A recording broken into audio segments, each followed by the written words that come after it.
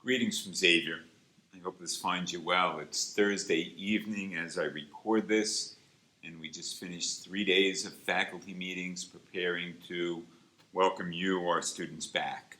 Most of you back in a hybrid model, and some of you back through distance learning for the first trimester. However, you are rejoining us for the new year. It looks to be a terrific year. And it'll be a year full of adventure and probably more unexpected things, but we will be back together and we will be learning and growing, and we will all be the better for it. Before you arrive for orientation next week, either in person or via distance learning, I want to do a pre-orientation, if you will, related to COVID-19.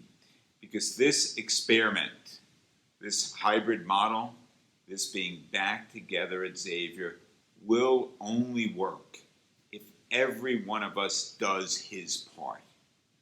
And we will remind you time and again, and I will remind you time and again, of the need for each of us to do his part.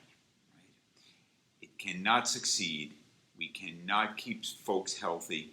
We cannot minimize the risk from COVID-19 unless we all, each and every day, take this public health threat seriously. So what does that mean? That means regularly and vigorously washing your hands. Now, I happened to be in the bathroom the other day with one of our students. I pumped the soap dispenser a couple of times. I worked up a lather. I was counting to 20. I usually count. Some people sing happy birthday twice. I had a parent tell me a Hail Mary and a Glory Be is a good time. Right? The student next to me ran his hands under the water for about 2 seconds, shook them off, wiped them on his pants, and left. Right? That doesn't work. Right? Got to wash your hands vigorously, right? Multiple times during the day. Keep doing it. Not crazily, but not once a day either. Right?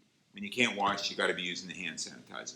When you go into class, when you arrive at school, right, at other times during the day. You got to keep your distance. Right? You got to keep your distance. Right? It's a risk management technique. The desks in each class are 4 to 6 feet apart.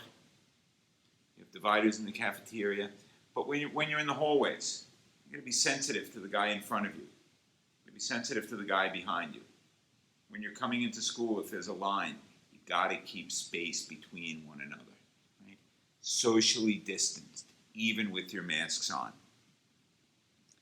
You got to keep your masks on. Right? Not the most fun thing in the world. Right? Many of us are sick and tired of wearing them. Got to have your masks. Got to keep them on. And avoid rubbing your face and your eyes and your nose. If you do that, you need to sanitize or wash your hands. And if you're sick, you need to stay home. You need to stay home.